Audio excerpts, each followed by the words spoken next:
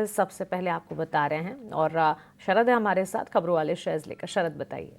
बिल्कुल मानसी, सबसे पहले बात करें तो रिलायंस पे नज़र रखेंगे। अब वो जो हेल्थ वाले जो बेवरेजेस होती है उस पर तो हमें पता ही है, ग्लोबली सब मूव कर रहे हैं। Right.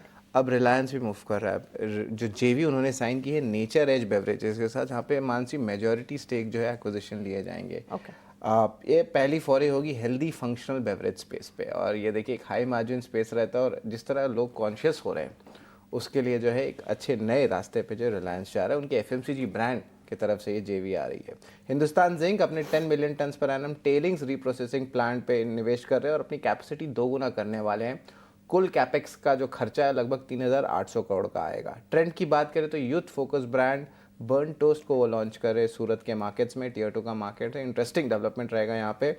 ITC, VST industries, Godfrey Phillips, इन स्टॉक्स पे भी नजर रखिए। ये सिगरेट वाले स्टॉक्स है। कल ट्रेडिंग सेशन में जो था इन सारे स्टॉक्स में दबाव देखने मिला था। जिस तरह न्यूज़ फ्लो आ रही थी कि ये जीएसटी के स्लैब के हाईएस्ट 40% में रहने वाले एज अ सिन गुड, और क्लैरिफिकेशन फाइनेंस मिनिस्ट्री से आई है कि हाँ ये सिन गुड ज़रूर रहेंगे 40% स्लैब पे, पर जो टैक्स इंसिडेंस है वो मोरलेस सेम रहने वाला है। यानी कि सेस में जो है ज़्यादा चेंजेस नहीं देखने मिलेगा। पिछले 2-3 आईटी सेशंस जो हमने बजट्स में कुछ भी नेगेटिव अनाउंसमेंट नहीं आया था, तो एक टाइप से पॉजिटिव ज़रूर है, तो स्लाइट रिवर्सल ज़रूर आ सकती है।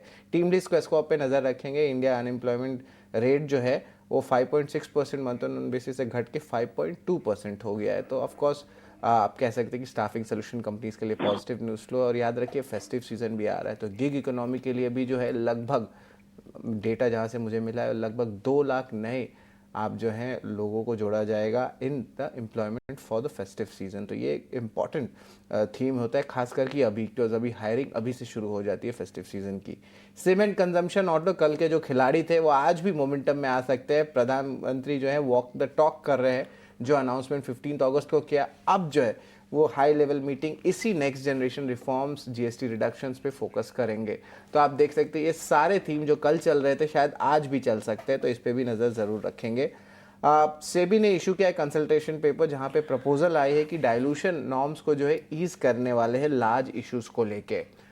अब इसका बेनिफिट ये होता है कि जिनके इन्वेस्टमेंट बैंकिंग कंपनीज हैं या जिनके इन्वेस्टमेंट बैंकिंग यूनिट्स हैं, एक है जेएम फाइनेंशियल, एक है डैम कैपिटल और दूसरा है मोतीलाल ओसवाल, उनके लिए पॉजिटिव भी हो जाता है, क्योंकि ये बड़े बड़े इश्यूज लाते हैं। और अगर आप कहेंगे कि जो छूट आ रही है सेबी की तरफ से, अगर कंसल्टेशन पेपर अप्रूव हो जाता है तो और ज़्यादा समय से पहले जो है आपको बड़े आईपीओस देखने मिल सकते हैं। और अभी बाजार आईपीओ और अनलिस्टेड स्पेस का अभी भी अच्छा है, क्योंकि लिक्विडिटी स्ट्रांग है और वो पार्टिसिपेशन में आईपीओस में दिखने मिलती है।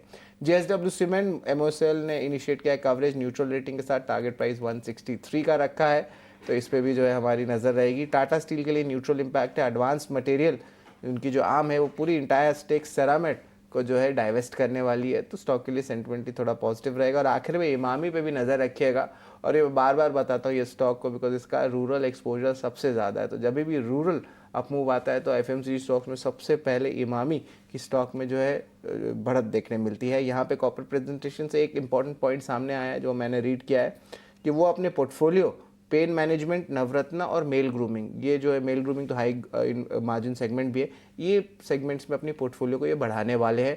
और हाल ही में उन्होंने न्यूट्रास्यूटिकल्स में भी एंट्री लिया था, जो भी एक और हाई मार्जिन बिजनेस है एफएमसीजी कंपनीज के लिए। तो यहाँ पे स्ट्रेटेजिकली बहुत मूव हो रहा है इमामी में, और एक रूरल अप मूव तो है ही, तो इस स्टॉक को अपने रडार में ज़रूर रखिएगा। तो ये अहम स्टॉक्स है जिस पे आपकी नज़र होनी चाहिए। एब्सोल्युटली, तो थीम्स वर्कआउट होती हुई दिखेगी। इनफैक्ट कल जिन सेक्टर्स का जिक्र हम कर रहे थे, जिन सेक्टर्स को एज थीम बेस्ड आपके सामने रख रहे थे, हो सकता है कि वो एफएमसीजी, वही सीमेंट, वही रियल एस्टेट इंफ्रा के पॉकेट्स हो जहां पर आप इम्पैक्ट आज के सत्र में भी देखें। और इसके अलावा जो खबरें आ रही हैं और ब्रोकरेजेस के रिपोर्ट्स, उस पर लगातार हमारी नज़र है। वक्त वक्त पर हम आप तक पहुंचाते भी रहेंगे। फिलहाल के लिए ये सारी खबरें और खबरों वाले शेयर्स जिस पर आपकी नज़र भी होनी चाहिए। आगे बढ़